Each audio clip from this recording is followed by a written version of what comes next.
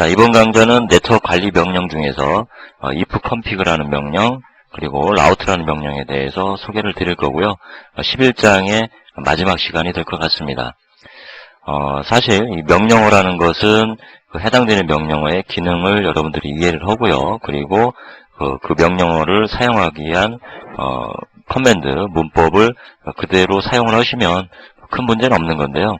사실 네트워크라는 부분은 유닉스와는 또 다른 별개의 기본적인 학문 분야이기 때문에 유닉스 안에서 모든 네트워크에 대한 내용을 설명하기는 참 어려운 것 같습니다.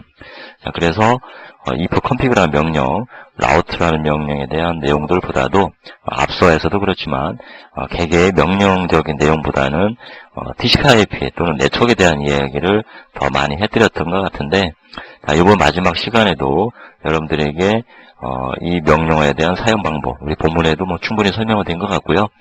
그런 내용보다는 TCP/IP의 내부적인 측면에 포커스를 맞춰서 여러분들에게 도움이 되는 그런 시간을 가져보고자 합니다.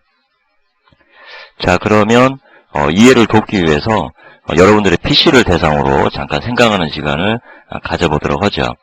여러분들이 인터넷을 사용하고자 한다면 지금 화면에 캡처된 것과 같이 여러분들의 PC에서 TCP/IP 등록 정보를 선택을 해서 지금 화면에 보이는 것과 같은 붉은색 박스로 쳐져 있는 부분을 제대로 입력을 해줘야 됩니다.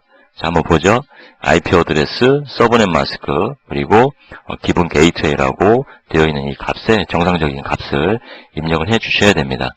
물론 한 가지가 더 있죠. 이 하단 부분에 보면 DNS 주소라는 부분이 있는데, 이 부분은 도메인명을 IP 어드레스로 변환해주는 그런 기능을 하는 서버의 주소이기 때문에 일단 생략을 하고요.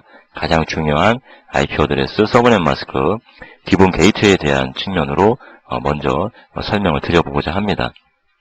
자, 여기에 입력되는 이 값이 정상적으로 입력이 되어 있지 않다면 우리는 인터넷을 원하는 대로 사용을 할 수가 없습니다. 자, 마찬가지로 유닉스로 다시 넘어와 보죠. 리눅스도 마찬가지고요. 어떤 시스템이든지 서버가 될 수도 있고요.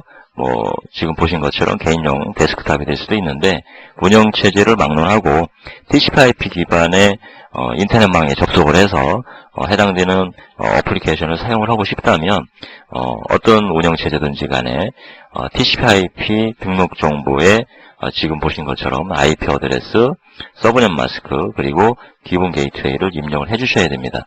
다만 윈도우즈의 운영체제에서는 이렇게 UI를 통해서 입력을 받을 수 있도록 했다라는 거고요. 지금 우리 유닉스, 지금 우리 본문에서 설명을 드리고자 하는 ifconfig route라는 명령은 사실 지금 화면에 보이는 이 부분에 해당되는 값을 입력을 해주는 명령이라고 이해를 하시면은 아주 쉽게 접근을 하실 수가 있을 것 같습니다.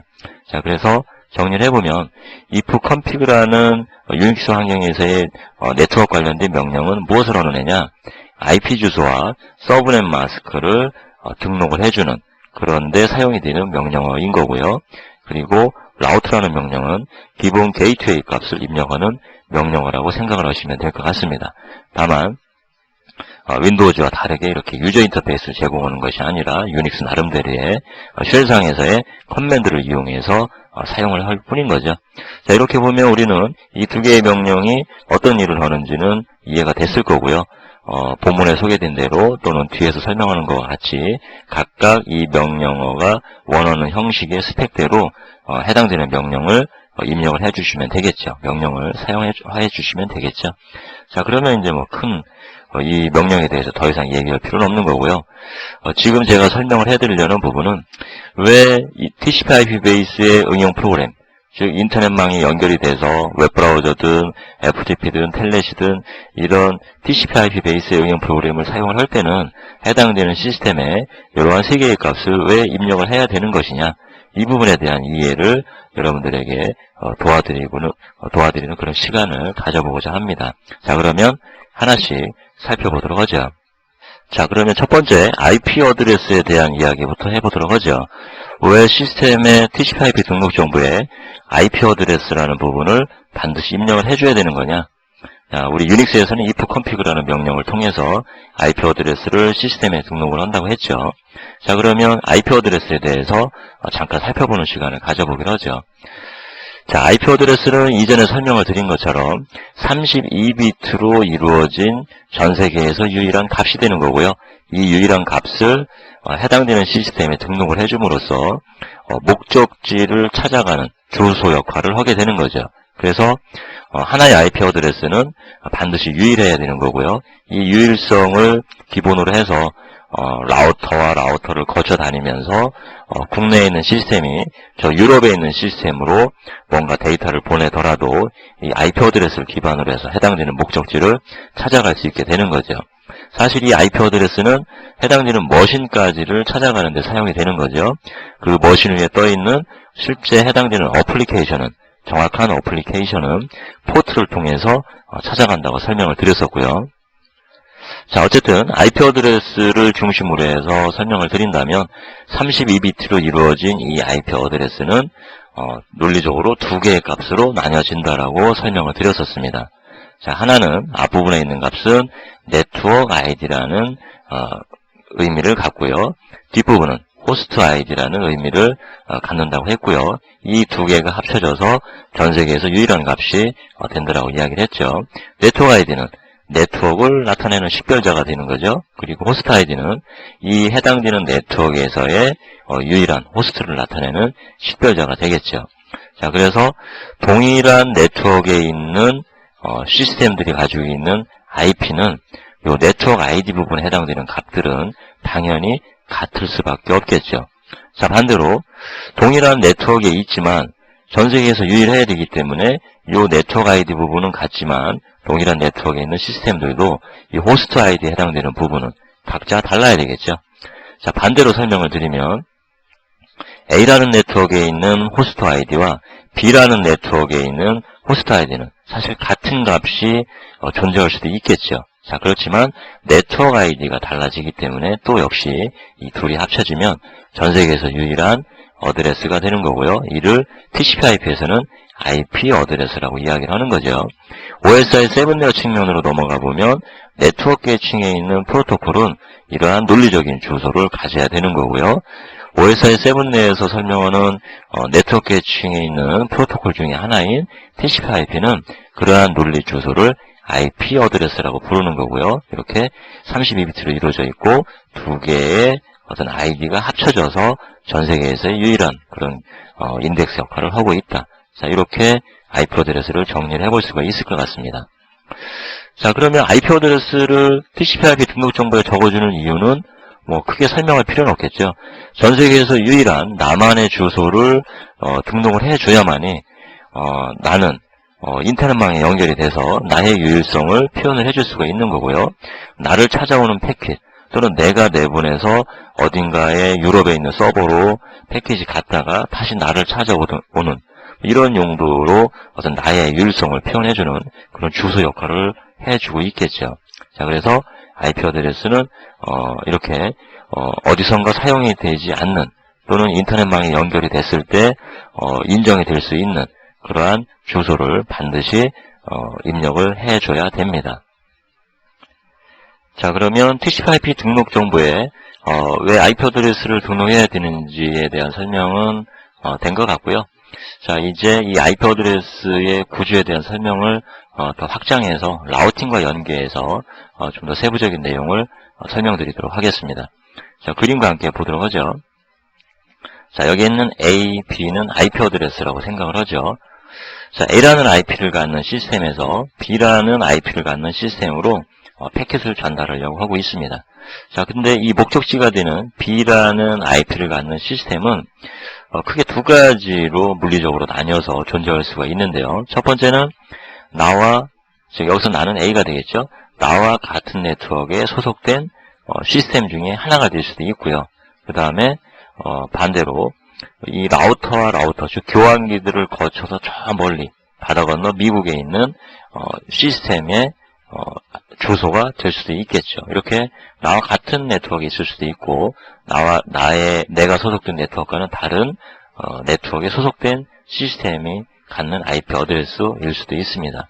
크게 이렇게 두 가지의 경우로 나눠볼 수가 있습니다. 어쨌든 이 목적지 B라는 IP를 갖는 시스템은 보안적인 문제가 없고 정상적인 값에 의해서 인터넷에 연결이 되어 있다면 A와 B는 나와 같은 네트워크이건 아니면 나와 다른 네트워크에 있건 A와 B는 데이터를 주고받을 수가 있게 되겠죠. 자, 그러면 이러한 상황에서 이 A라는 IP를 가지고 있는 이 머신의 라우팅을 담당하는 네트워크 계층의 입장에서 내용을 좀 풀어가 보도록 하겠습니다. 자, A라는 머신에 네트워크 레이어가 있다고 보죠. 자, OSI 7 레이어에서는 네트워크 레이어라고 부르는 거고요. TCP/IP 측면에서는 인터넷 계층이라고 하고요. 그 안에는 IP, ARP, RARP, ICMP 이런 프로토콜들이 기본적으로 있으면서 서로 어우러져서 라우팅을 하고 있죠. 그 중에 대장은 IP라고 설명을 드렸고요. 지금 설명에서는 그냥 네트워크 레이어라고 그냥 총칭해서 설명을 드리도록 하겠습니다. 자, 네트워크 레이어에는 논리적인 주소를 하나 가지고 있어야 되죠. 자, 그게 TCP/IP에서 지금 예에서는 A라는 IP를 가지고 있다라고 설명을 드렸는데요. 이 A라는 IP를 가지고 있는 머신이 지금 이러한 패킷을 B라는 목적지로 전달을 해야 되는 상태입니다. 자, 그때 어디로 가는 것이 가장 효율적인 경로로 가는 거냐 이런 걸 하는 게 이 네트워크 계층에서 하는 일이고 그게 라우팅이라고 했는데, 그러한 일을 잘 하기 위해서 처음에 이 패킷을 받았을 때 이 A라는 IP를 가지고 있는 네트워크 계층에서는 어떤 일을 하느냐, 그 부분을 지금 설명을 드리려고 하는 건데요.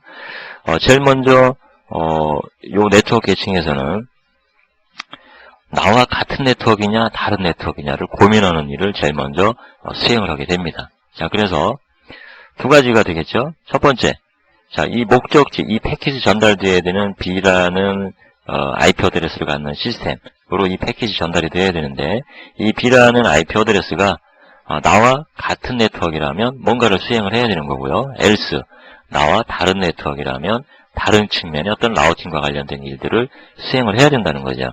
자, 그래서 같으냐 다르냐에 따라서 라우팅 정책이 달라질 수가 있기 때문에 이 네트워크 계층은 제일 먼저 그 부분을 고민을 하게 되는데, 자, 그렇다면 우리의 시각으로 이 부분을 좀 한번 바라보기로 하죠.